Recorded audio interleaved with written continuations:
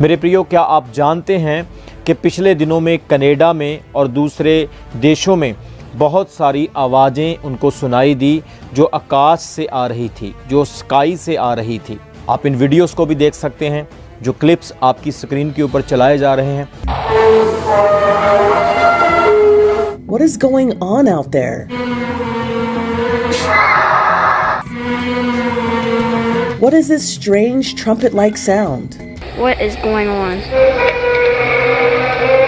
Strange sounds were heard around the world. आप अपनी screen के ऊपर इन न्यूज़ के फ़ोटोज़ को देख सकते हैं, जिन जिन चैनल्स पर रिपोर्टर्स के द्वारा न्यूज़ दी गई। देखिए, ये इंटरनेशनली तौर पर इस न्यूज़ को दिखाया गया है, क्योंकि ये बात छोटी नहीं, ये बात बहुत बड़ी है, क्योंकि आज तक कभी इस तरह की आवाज़ें नहीं सुनीगी। और ये आवाज़ें बिल्कुल ऐसी आवाज़ें थी जैसे तुरियां फूंकी जाती है, जैसे नरसिंगे बज रहे हैं। कुछ लोगों ने कहा कि ये आवाज़ सोलर प्लाज्मा इंटरैक्टिंग की आवाज़ है, जो आपस में इंटरैक्ट कर रही है, आपस में मेल जोल बातचीत कर रही है। और कुछ लोगों ने कहा ये पृथ्वी की मैग्नेटिंग, यानी कि जिसको हम कहते हैं पृथ्वी का परत बदलना, पृथ्वी की अपनी सतह को, अपनी जगह को चेंज करना, उसकी आवाज़ है। लेकिन सवाल ये खड़ा होता है कि ये आवाज़ पृथ्वी से नहीं, ये आकाश से आ रही है। कुछ लोगों ने कहा ये आवाज़ दुष्ट आत्मा की, डीमंस की आवाज़ है, क्योंकि बाइबल के मुताबिक दुष्ट आत्माएं आकाश में रहती है। हो सकता है कि वो दुष्ट आत्माएं कुछ अलग अलग तरह की आवाज़ें निकाल रही हो, लोगों को कन्फ्यूज़ करने के लिए या लोगों का ध्यान भटकाने के लिए। लेकिन मैं सवाल करना चाहता हूँ कि ये आवाज़ सन 2000 पहले से क्यों नहीं थी? ये आवाज़ अब ही क्यों आ रही है? मेरे प्रियो, इसलिए मैं आपको बता दूं कि इस आवाज़ का जिक्र पवित्र बाइबल में किया गया है। ज़्यादातर लोगों का ये कहना है कि ये आवाज़ परमेश्वर के वचन के मुताबिक नरसिंगों की आवाज़, तुरियों की आवाज़ थी, क्योंकि बाइबल में लिखा है कि जब कलीसिया का उठाया जाना होगा, यीशु मसीह दोबारा इस संसार में आने वाले होंगे, तो तुरियां फूंकी जाएगी। यीशु मसीह ने खुद ये बात कही कि मेरे आने के चिन्ह आकाश में प्रकट होंगे। आज मैं आपको बिब्लिकल पर्सपेक्टिव से बताने की कोशिश करूंगा। जैसे पवित्र बाइबल में निर्गमन की किताब उसका 19 अध्याय उसके 16 वचन में जब हम पढ़ते हैं, वहाँ पर मूसा के समय में जब परमेश्वर ने सिनाई पर्वत पर मूसा को 10 आज्ञाएं, 10 कमांडमेंट्स दी, तो वहाँ पर परमेश्वर जब उतरते हैं तो क्या होता है। और जब हम 16 वचन में पढ़ते हैं, वहाँ पर लिखा है, जब तीसरा दिन आया तब भोर होते ही बादल गरजने और बिजली चमकने लगी और पर्वत पर काली घटा छा गई।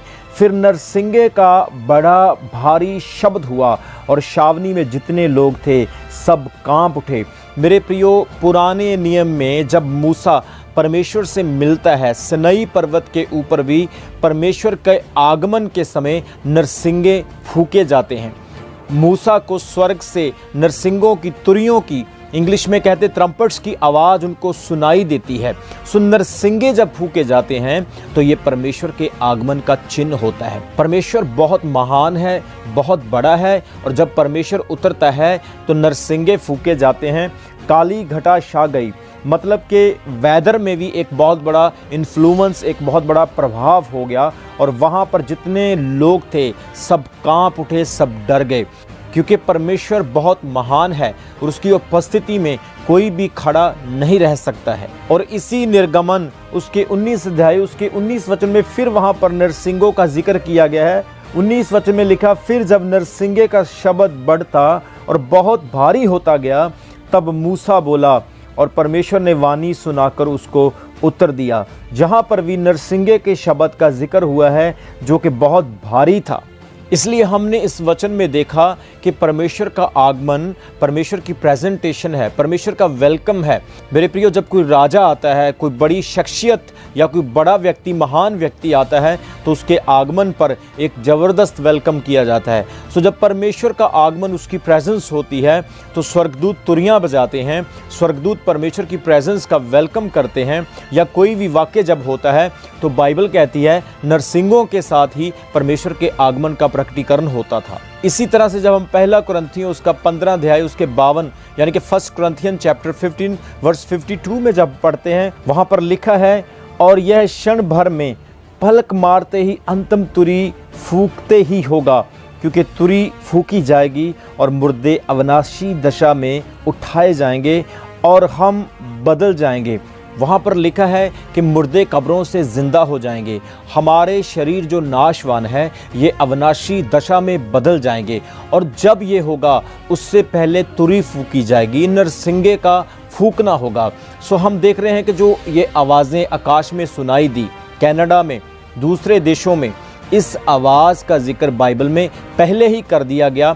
यीशु मसीह ने पहले ही ये बोल दिया था कि मेरे आने के ये चिन्ह होंगे कि भयंकर आकाश में आवाज़ें और चिन्ह दिखाई देंगे। अगर आप इस वचन को और ब्रीफली पढ़ना चाहते हैं तो आप मेरे साथ लूका की अंजील उसके 21 अध्याय उसके 11 वचन को पढ़ सकते हैं। वहाँ पर लिखा है, और बड़े बड़े भूकंप होंगे और जगह जगह अकाल और महामारियाँ पड़ेंगी और आकाश से भयंकर बातें और बड़े बड़े चिन्ह प्रकट होंगे। मेरे प्रियो, यीशु मसीह ने खुद ये बात कही कि मेरे आगमन का यही चिन्ह होगा कि आकाश में भयंकर बातें और चिन्ह प्रकट किए जाएंगे। ये तुरियाँ, ये जो आवाज़ें सुनाई दे रही हैं, आज बड़े बड़े रिपोर्टर और टीवी चैनलों पर दिखाई जा रही है। लोग आश्चर्य और हैरान हैं कि पहले हमने इस तरह की आवाज़ों को कभी नहीं सुना था, लेकिन आज ये आवाज़ें जो हम सुन रहे हैं ये क्यों आ रही है। मैं आपको बता दूं, ये पवित्र बाइबल की भविष्यवाणियाँ और सब यीशु मसीह की बातें पूरी होती हुई दिखाई दे रही है। और इसी के साथ मैं एक और वचन ऐड करना चाहता हूँ। मत्ती की अंजील उसके 24 अध्याय उसके 30 वचन में यीशु मसीह ने क्या कहा, तब मनुष्य के पुत्र का चिन्ह आकाश में दिखाई देगा और तब पृथ्वी के सब कुल के लोग छाती पीटेंगे और मनुष्य के पुत्र को बड़ी सामर्थ और ऐश्वर्य के साथ आकाश के बादलों पर आते देखेंगे। बाइबल कहती है ये चिन्ह आकाश में प्रकट होंगे, सब लोग यीशु मसीह को आते हुए देखेंगे। लोग छाती पीटेंगे जो पश्चाताप नहीं करते, जो परमेश्वर के वचन को नहीं सुनते, जो प्रभु के वचन को ठट्ठे करते हैं, मजाक उड़ाते हैं और परमेश्वर के वचन को तुच्छ जानते हैं और सच्चाई को जानते हुए भी अनजान बन रहे हैं। बाइबल कहती वो लोग छाती पीटेंगे। उस वक्त वो पछताएंगे कि ओ हमने विश्वास क्यों नहीं किया। सो हम बात कर रहे हैं कि ये जो तुरी की आवाज़ें हमें सुनाई दी है, ये आवाज़ें बाइबल में पहले ही लिख दी गई है। इसी तरह से परमेश्वर के वचन में लिखा है कि 7 स्वर्गदूत जब 7 तुरियां 7 नरसिंगे लेकर आए होंगे तो उस समय ये चिन्ह प्रकट हो जाएगा। जब हम पढ़ते हैं प्रकाशित वाक्य उसका 8 अध्याय उसके 6 वचन में लिखा है, तब वे 7 स्वर्गदूत जिनके पास 7 तुरियां थी वे उन्हें फूंकने को तैयार हुए। मेरे प्रियो, प्रकाशित वाक्य उसके 8 अध्याय को जब आप पढ़ते हैं वहाँ पर 7 तुरियों का जिक्र किया गया है जो कि 7 स्वर्गदूतों के पास है। ये एक एक तुरी फूंकी जाती है और हर तुरी के बजाने पर, फूंकने पर इस पृथ्वी पर अलग अलग तरह की विपत्ति आती है, अलग अलग तरह की बीमारियाँ और ख़तरनाक भयानक चिन्ह प्रकट होते जाते हैं। सो मैं आपको बता देना चाहता हूँ मेरे प्रियो कि ये जो आवाज़ें कनाडा में और दूसरे देशों में और अलग अलग प्रांतों में सुनाई दी है, सचमुच ये प्रभु यीशु मसीह के आने के चिन्ह हैं। ये पवित्र बाइबल की सच्चाई के चिन्ह हैं।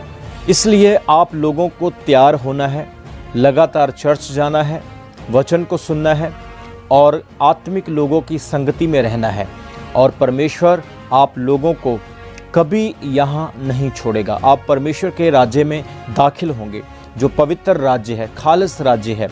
आप उसमें परमेश्वर के साथ इंटरेक्टिंग करेंगे और खुदावंद आप लोगों को हमेशा हमेशा की ज़िंदगी देगा। सो ये जो आवाज़ें सुनाई दे रही हैं, ये आवाज़ें पवित्र बाइबल के मुताबिक परमेश्वर के चिन्ह हैं, यीशु मसीह के मुंह की भविष्यवाणियाँ हैं जो आज पूरी हो रही है। मेरा विश्वास है इस इन्फॉर्मेशन के द्वारा आपने बहुत सारी ब्लेसिंग पाई है। परमेश्वर आपको ब्लेस करे और भी आशीष दे। आमीन। God bless you.